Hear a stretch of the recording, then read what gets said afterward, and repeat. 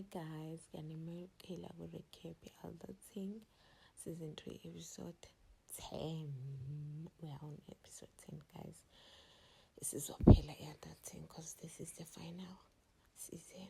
So sad. So on this episode, uVuyani benoMpumi nje they are at it again. So Beth engqongqoze kamereni kaMpumi babhizi. So uyanokho ememeza ukuthi Mpumi methi sizofika somnyanga kavuli.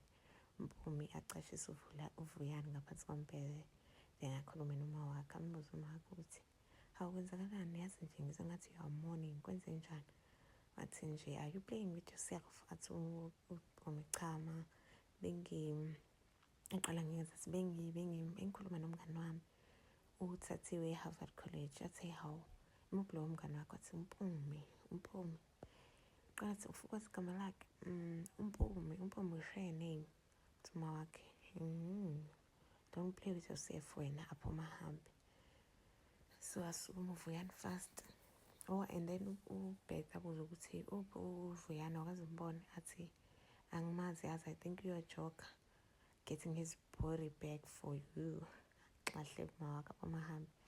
And then asume fast uVuyani agqoke and then athi ngisayojoga emizwa umncingo uphuma athi awubuya uyaphi kwabe singakaqedi ahambe uVuyani kanjalo.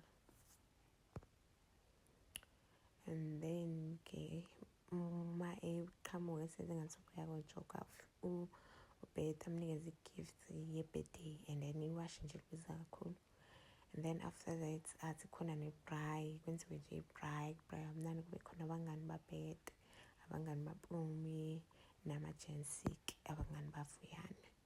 Then uMpumi azoyicelisa ubhiya athi nje ngisacela ungipha ubhiya cause umphimbo wami u-thirsty athi uVuyani hayi khululeka thathe kuMpumi hayi hambeke lapho nje ugqokeni eveza yonke into ahamba asheke shonile hayi bamukhuza abangani bakhe yazi wena mawukubamba uBeth ngalento oyenzayo uthatha yonke into. Then ngapha uMpho yakhala-ke ukuthi une-stress ukuthi amtshelanga unalento ukuthi unabantwana-ke adinwe kubo ngathi nje wena uzobe uyi-deadbeat uzofana nobaba wami indaba ungavelanga ufinayo baba olotsiki ukuthi hayi bo yini kanti wena ukukhuluma ngokufa yini inkinga yakho ngapha ubhizi uthikithi uya-daydream la uyabatshela ukuthi yazi bafethu ngicabanga ombiza ngobani uMapaseka uHalle Berry ngicabanga uHalle Berry la yazi lona ufikile wazobona ugogo wami lapha ehlahleni nje hawu ngambona hayi bavele bamhleke kanjalo kwamajita amdebe. Then uTeme ngala wenza i-divorce party kwakhe memile ama-gents memile amantombazane kubhizi nje kuleyo moment leyo vele cishe umusic qhamuke kanye sokuthi ubancane kanti ufikile ekuseni uNkanyezi wathi uzothatha iy'mpahla zakhe ingena nje wayingenelwa kangqongoza wamuthethe uTembe wathi nje ufunani wena la yini wena la funa ungingenela la yini udelanga athi nje as long as mina nasashadile ngisazongena ngiphume la angazi noma uyamnyanyobela yini futhi ukubona ukuthi wenzani kodwa nje hayi ubhizi lapho uTembe besephethe i-golf bet ethi uzoshaya phela lesi sigebengu lesi singena manje uyafika wema uNkanyezi uNkanyezi athuki naye-ke yabuyisa ifoni phansi athi usinda wena Bongo uthi nje ayifanga ifoni yami athi Bonga bengizoyithenga le nto yini le foni athi ngisazothatha iy'mpahla zami is it safe to go upstairs athi hamba man yindaba ufunani ufuna i-threesome avela then uNkanyezi anyuka amethatha iy'mpahla zakhe. Then mefika-ke ephathini ambuza ukuthi hawu wena wabuya futhi ufunani lapho usazothatha ezinye iy'mpahla zakhe eshiyile la lapho uyakhulumele la ekhaleni lakhe uyamemeza engasanyiphile uNkanyezi enyanya engathi nje iphunga enuka uyaphunga. Isikhathi ekhuluma la imemeza ithi nje hamba la, yini ufuna ukuzoyibona la, wena waloku ubuya la, waloku unginyobela, yini ezizele. Lamshiya njalo unkanyisa akhuluma, then qhubeka iphathi-ke bajayive. On the other hand, umkhuseli agcine sembonile kumapaseke ofisi lakhe, amphathele ismoothie, akhuluma nje amncane leyo moment, afonele uMiki. Mayephendula nje athi uMiki, hey wena lama chips ayabanda. Then inkinga aphendula athi nje ngifunela ama-chips, yini. Avala ucingo. Ambuzo athi umapaseka, yini manje ubalo mthetho sangaka? Athi nje umunye umjida nje walapha ngasekhaya. Cabanga ngifunele ama-chips. Amhleka umapaseka athi mtsikitsika, awusukume la unginikeze ihagi. Yini wasukume-ke amhagi kanjalo tsikitsiki nje kube mnandi. Then mese siyafika kumapaseka-ke sezombona utsikitsiki kube abafice bebhizi making out benominki emfice nje, hawu.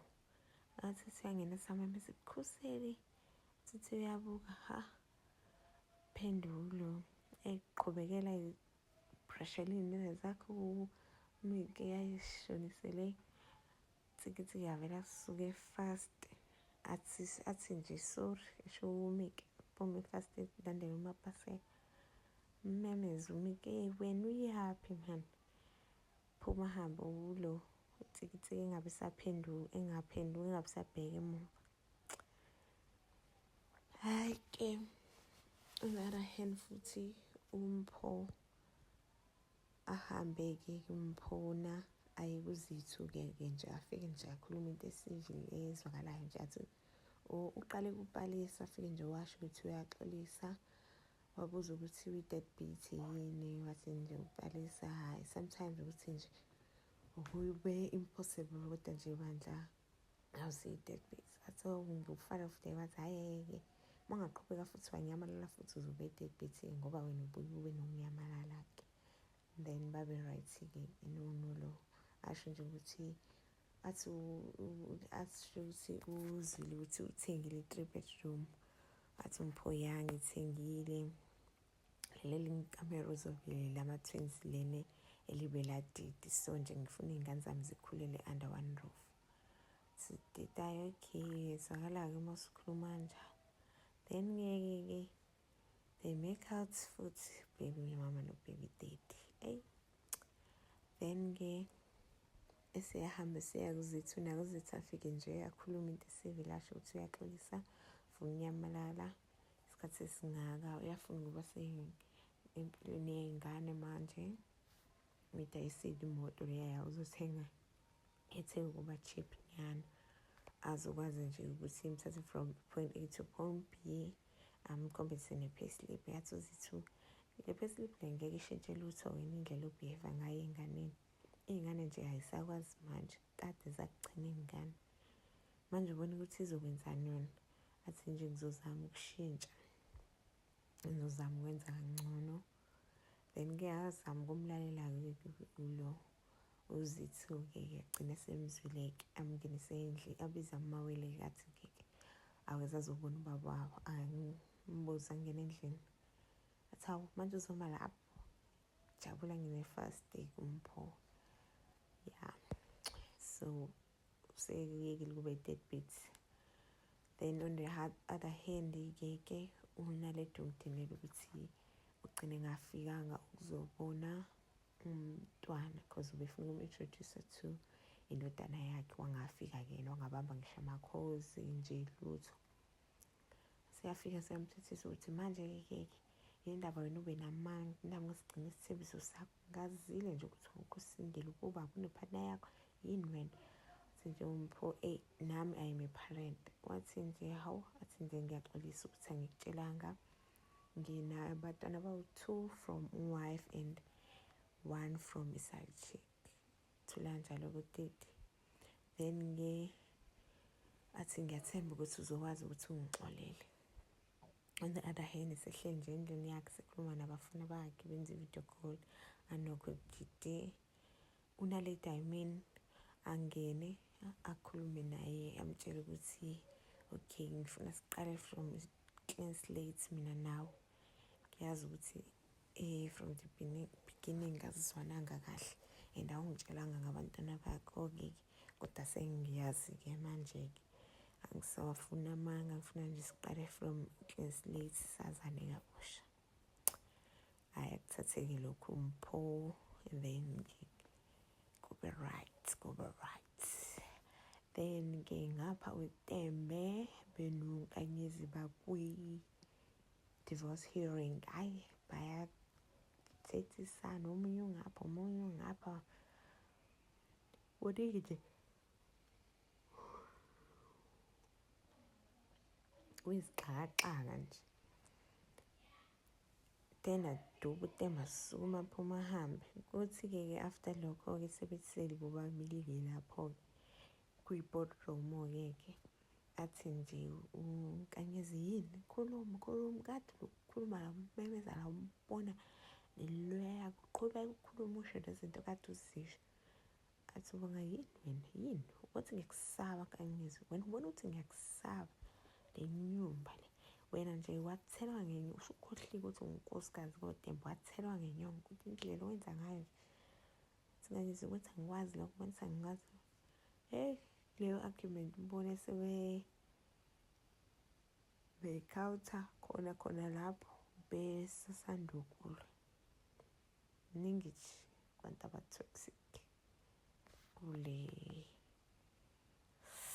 kune-drama kwi-Aldating, kune-vavavoom, angazi ngizothini. Yeah, and then uVuyani, he is biased there because uThebe uMpomi nje because after interview yabhede la khona praise uVuyani esho nje ukuthi bembuza ukuthi wenze kanjani ukuthi nje namanje kulesi sikhathi izinto zakhe sasehluli sahamba kahle. Athi nje waphendula wathi uBhetty uma une-partner right by your side yonke into ihamba kahle nje, uma une-partner usupportive konke nje kuhamba kahle. So yasho nje ukuthi yabona uma ungayiva izinight uyobona nje lapho wafica izinto zakhona ziyajabuleka uVuyani ukuthi nje uyam-advertise yonke leyo nto leyo. Then abone-ke ngoba vele uyicabanga iba nama-flashback ukuthi i-wrong lento ayenza noMpumi. Hamba uMpumi amtshele-ke uMpumi esathi nje uqhubeka wenza lezi zinto zakhe elahlela kuye. Athi nje kumele siyiyeke le nto yethu le ayikho right kuBhetty because one night wamfakela amaphilisi okulala efuna bona baqhubeke with making out endlini after i-braai. So yeah, wathi nje ayikho right le nto le kumele siyeke. Awukwazi ukwenza nje uma wakho uthi uBhetty umuntu o-right umphethe kahle. Ngathi Mpumi afuna siyeke, sure une-show nje yalokho. Athi uVuyani ngine-show. Hhayi-ke athi Mpumi okay, kanti-ke akazi ukuthi uplaneni. Uthe nje uVuyani uyafika the other day endlini bahleli engadini outside, uyaloku emduduza uMpumi ududuza uma wakho uBhetty. Uyafika, hawu kwenze njani? Athi nje uBhetty how could you aqhumeke qala uMpumi athi nje lezi zinto lezi lo wenze ngathi angikhulumisa kahle, ngenze comfortable kanti nje uyangisedusa. Hayibo uVuyani avele ajama angazuthi athi uyachaza nje athi uBhetty uyenza kanjani into enje. Aze uMpumi aloku ebamba uma wakhe athi sorry. Hey ihluphile nayo ingane ifike yanyakazisa nje la kaBhetty. So yeah, that's what's happening on this episode. I hope to see ukuthi kwenzakalani. I hope uNkanyezi noBonga bazothola isolution bayeke lento yabo ye-divorce, bahlale phansi bakhulume njengabantu abadala. Omunye akwazi ukureasona nomunye akwazi ukureasona nomunye. And uVuyani-ke usekakeni shame because uBhetty bekamxolela kulabanye amantombazane. I don't think so kwindodakazi yakhe uMpumi kuzoba inkinga. Ngapha uMpho angazuthi i-life yakhe siyaqala futhi iba in order because usethanda ukuthi ufike wakhuluma isenti uzithiwa waphinde wayokhuluma kahle nobhalisa, so I hope uzostika kunaledi wakhe ayikulokishaya ngalo nangalawa, anakekele iy'ngane ngala on the side. Then utsikitsiki naye ziyakhala cause ngazi ukuthi esenjani ubesemkhumbula uHalle Berry and futhi ubeseyithanda le piece le yangale. Kuzoba nzima. So yeah guys, thank you for watching. Don't forget to subscribe, comment, share, like and ring that bell. See you on the next one. Bye.